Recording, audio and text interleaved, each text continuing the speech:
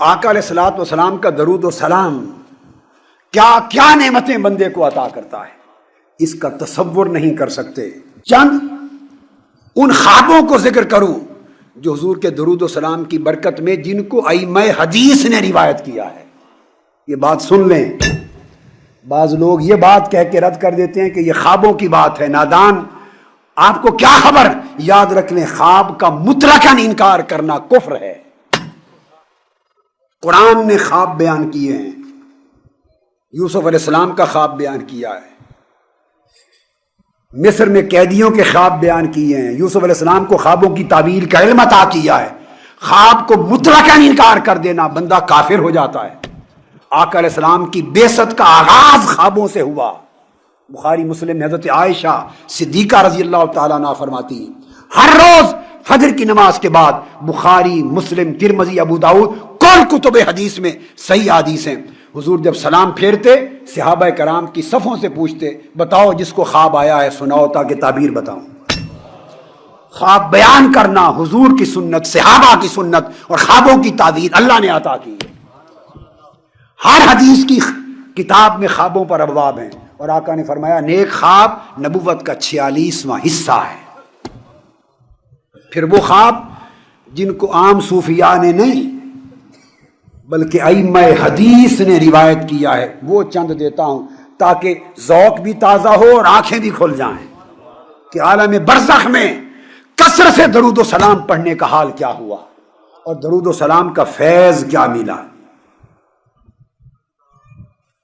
امام سخاوی روایت کرتے ہیں، صاحب القول البدی، اور یہ اصول حدیث پر حجت ہیں اور امام ابن حجر اسقلانی کے تلامذہ میں ہیں اور اصول حدیث پر حجت ہیں۔ وہ روایت کرتے ہیں امام حضرت ابو العباس احمد بن منصور سے، وہ فرماتے ہیں کہ شیراز کا ایک شخص فوت ہوا،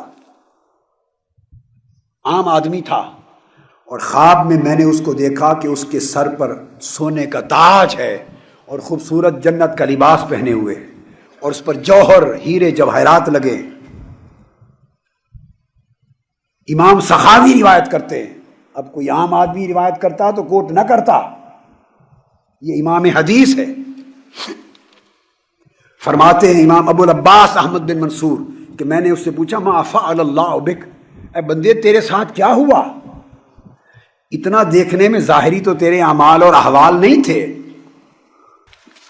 یہ تاج، یہ ہیرے جواہرات کے بھرے ہوئے تمہیں جبے پہنائے گئے جنت کے، کس وجہ سے اللہ نے تمہیں یہ درجے عطا کیے؟ انہوں نے کہا واللہ غفر لی واکرمنی وتوجنی وادخلنی الجنہ، اللہ نے مجھے معاف کر دیا، مجھے بزرگی عطا کر دی، مجھ پر کرم کیا اور جنتوں میں داخل کر دیا۔ فقال له بما ذا، بس یہی تو پوچھ رہا ہوں کہ یہ کرم کیسے ہوا؟ انہوں نے کہا خدا کی قسم بکثرت صلاتی علی رسول اللہ، صرف کثرت کے ساتھ حضور پہ درود و سلام پڑھتا تھا، اس کا صدقہ ملا۔ امام نمیری نے اس کو روایت کیا القربہ میں، امام ابن بشکوال نے روایت کیا اس کو القربہ میں، اور اکابر ائمہ نے الصلہ کے اندر روایت کیا اس کو۔ اور پھر اس کے بعد امام سخاوی نے ہی روایت کیا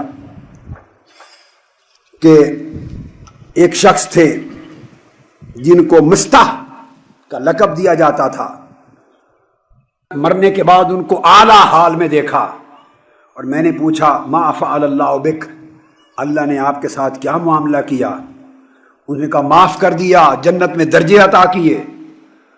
ان سے پوچھا گیا کہ کس وجہ سے؟ وہ حدیث لکھتے تھے، محدثین کی مجلس میں بیٹھتے اور حدیث، محدثین کی کتابوں کی حدیث لکھتے تھے، ائمہ حدیث کی جو کتب تھی نا، خطاط تھے، کیا حدیث لکھتے تھے۔ پوچھا یہ کیا وجہ بنی؟ تم تو خطاط تھے، اجرت لیتا ہوگا، اتنا درجہ کیوں ملا؟